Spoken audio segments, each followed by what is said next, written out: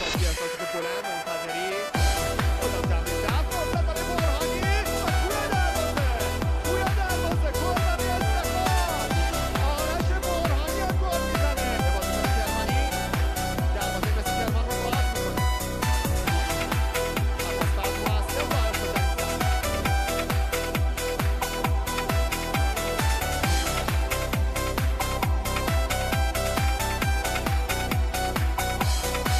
که اسکوب میکنه رو در اون وضعیت. حالا یه پاس خوب هم میده. دوباره موقعیت تیم استقلال یه برگرد توی دروازه یه سوپر گل از آرش برهانی. دقیقه 42 ورزشکار رو منفجر کرد.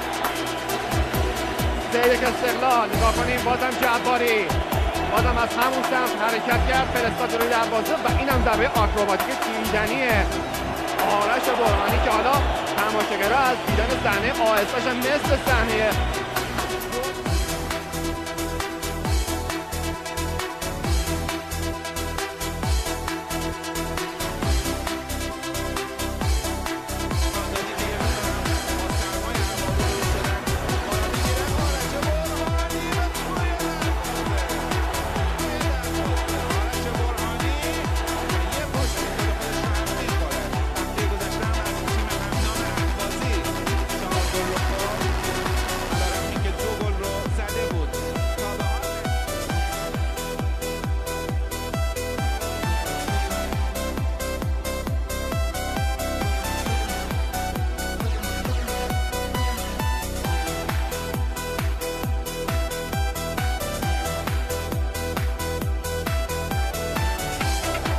سرکمی داور کوبکی بازی است.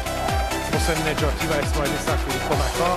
یدالله جهانبازی هم داور چهارم. یه فرصت برای استقلال توی دروازه آرش برهانی گل میزنه برای استقلال توی دروازه. غافلگیری خط دفاعی تیم فوتبال پیروزی در ابتدای کار.